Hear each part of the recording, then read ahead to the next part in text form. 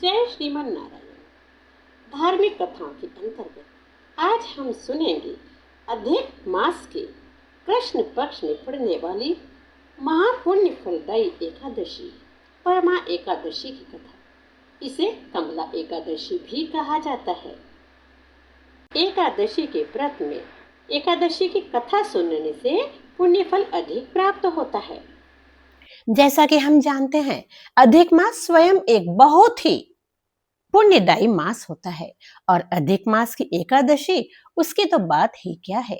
अधिक मास की परमा एकादशी हिंदू धर्म में बेहद पुण्यदायी और कल्याणकारी मानी जाती है। यह एकादशी भगवान विष्णु को समर्पित होती है और अधिक मास में पड़ने के कारण इसका महत्व तो कई गुना बढ़ जाता है। हमारे धर्म शास्त्रों के अनुसार तो इस एकादशी को परम पुण्य फलदायी माना जाता है, इसीलिए तो इसका नाम परमा एकादशी है। यह भगवान विष्णु को समर्पित तो है ही। इस दिन विधि विधान से व्रत पूजा और भगवान विष्णु की आराधना करने से हमें सभी पापों से मुक्ति मिल जाती है और साथ ही साथ मनुष्य की मनोकामनाएं भी पूर्ण होती हैं। उसे सुख समृद्धि और मोक्ष की प्राप्ति भी होती है। परमा एकादशी का व्रत करने से जीवन में चल रही कई परेशानियां भी दूर होती हैं और भगवान विष्णु की हमें विशेष कृपा भी प्राप्त होती है। इस दिन दान, पुण्य, मंत्र, जाप और कथा सुनने का भी विशेष महत्व बताया गया है। वहीं इस साल परमा एकादशी का व्रत 11 जून को रखा जाएगा। साथ ही इस दिन शोभन और सर्वार्थ सिद्धि योग भी बन रहा है। अतः इस दिन का महत्व तो और अधिक बढ़ गया है। इस दिन अर्थात आज के दिन यह एकादशी करना अत्यंत पुण्य फलदायी होता है। तो आइए सुनते हैं परमा एकादशी की कथा। अर्जुन ने श्री कृष्ण से हाथ जोड़कर कहा, हे कमल नयना, हे वासुदेव, आपने शुक्ल पक्ष की एकादशी की कथा तो मुझे विस्तार पूर्वक वर्णन कर सुनाई थी, जिसे सुनकर मैं धन्य हुआ हूँ। हे वासुदेव, आप कृपा करके मुझे अधिक मास के कृष्ण पक्ष की एकादशी की कथा सुनाइए। इस एकादशी का क्या नाम है, इसमें किस देवता का पूजन किया जाता है तथा इसके व्रत से किस फल की प्राप्ति होती है तथा उसकी विधि क्या है, इस सब के बारे में मुझे जानना है। हे वासुदेव, कृपया कर मुझे बताइए। भगवान श्री कृष्ण बोले, हे अर्जुन, अधिक मास के कृष्ण पक्ष में जो एकादशी आती है वह परमा एकादशी कहलाती है। वैसे तो प्रत्येक वर्ष 24 एकादशियां होती हैं। अधिक मास या मल मास को जोड़कर, क्योंकि इसमें एक माह अधिक होता है, तो इन्हें जोड़कर कुल 26 एकादशियां होती हैं। अधिक मास में 2 एकादशियां होती हैं, जो पद्मिनी एकादशी शुक्ल पक्ष की होती है और परमा एकादशी कृष्ण पक्ष की होती है। ये दोनों ही एकादशी का महत्व बहुत ही अधिक है। परमा एकादशी, इसके व्रत से सभी पाप नष्ट होकर तथा मनुष्य को इस लोक में सुख और परलोक में सद्गति प्राप्त होती है। इसका व्रत विधान अनुसार करना चाहिए और भगवान विष्णु को धूप, दीप, नैवेद्य, पुष्प आदि से पूजन करना चाहिए।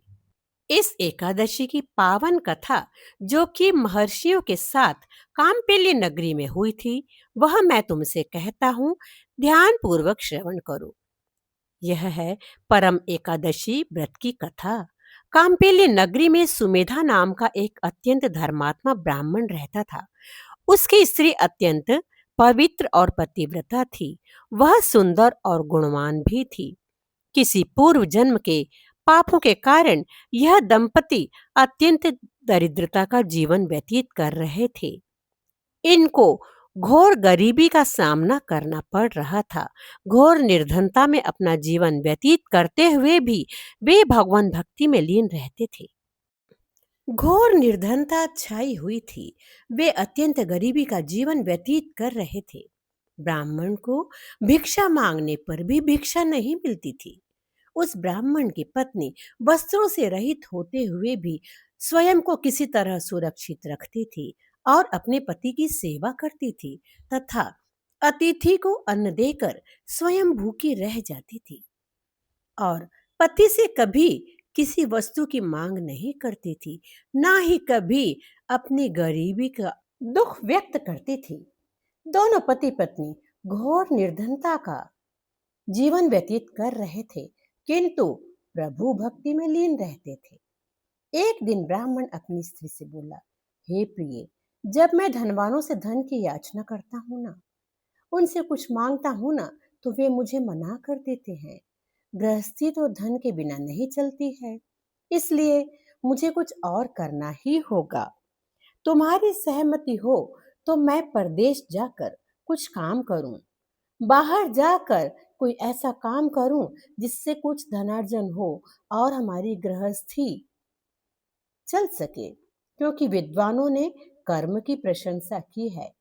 बैठे रहने से तो जीवन व्यतीत नहीं हो जाएगा। प्रभु की भक्ति हमारे मन में रहेगी और हम कर्म भी करते रहेंगे। ब्राह्मण की पत्नी ने विनीत भाव से कहा, हे स्वामी, मैं आपकी पत्नी हूँ, आपकी दासी हूँ। आप जो कहेंगे वह मुझे मानना ही होगा। पति के कहने को मानना और उनकी इच्छानुसार कार्य करना, यह हर पत्नी का धर्म होता है। पति अच्छा या बुरा जो भी कुछ कहे, पत्नी को वही करना चाहिए। मनुष्य को पूर्व जन्म में किए गए कर्मों का फल मिलता है।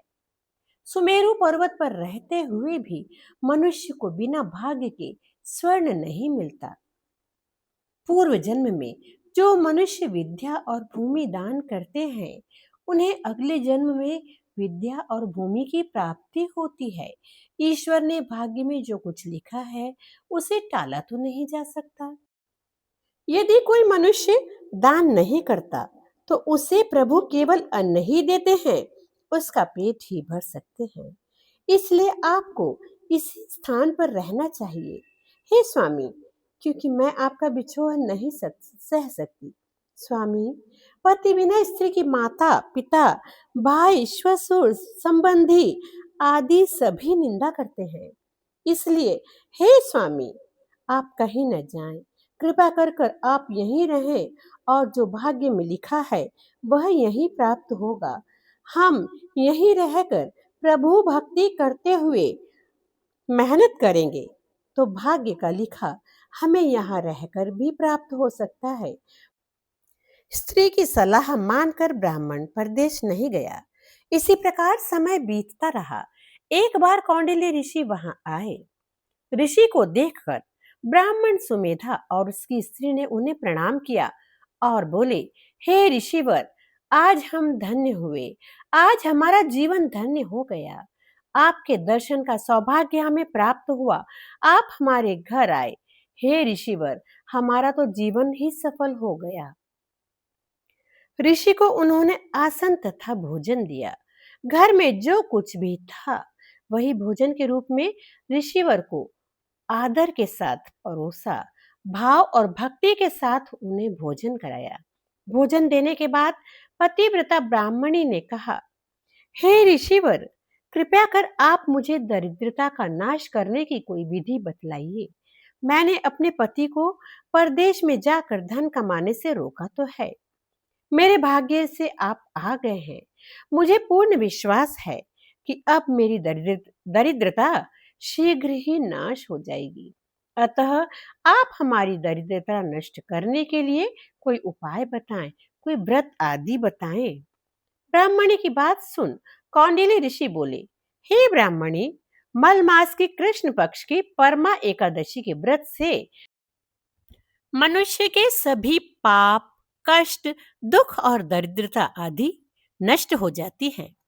जो मनुष्य इस व्रत को करता है वह धनवान हो जाता है।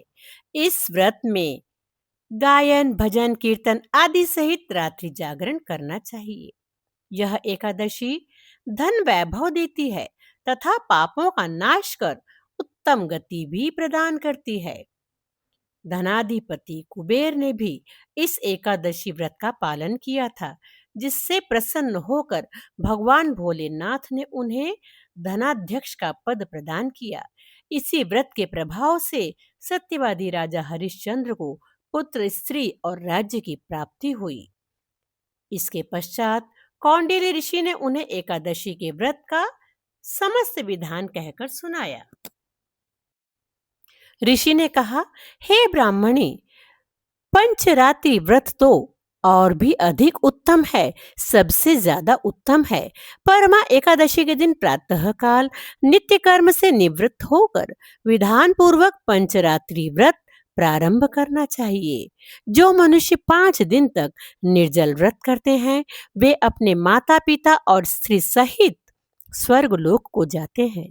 जो मनुष्य 5 दिन तक संध्या को भोजन करते हैं, वे स्वर्ग को जाते हैं। जो मनुष्य स्नान करके 5 दिन तक ब्राह्मणों को भोजन कराते हैं, वे समस्त संसार को भोजन कराने का फल प्राप्त करते हैं। जो मनुष्य इस व्रत में अश्वदान करते हैं, उन्हें तीनों लोकों को दान करने का फल मिलता है। जो मनुष्य उत्तम ब्राह्मण को तिल का दान करते हैं, वे तिल की संख्या के बराबर वर्षों तक विष्णु लोक में वास करते हैं। जो मनुष्य घी का पात्र दान करते हैं, वह सूर्य लोक को जाते हैं। जो मनुष्य 5 दिन तक ब्रह्मचर्य पूर्वक रहते हैं, वे देवांगनाओं के साथ स्वर्ग को जाते हैं। हे ब्राह्मणी, तुम अपने पति के साथ इसी व्रत को धारण करो, इससे तुम्हें अवश्य ही सिद्धि और अंत में स्वर्ग की प्राप्ति होगी।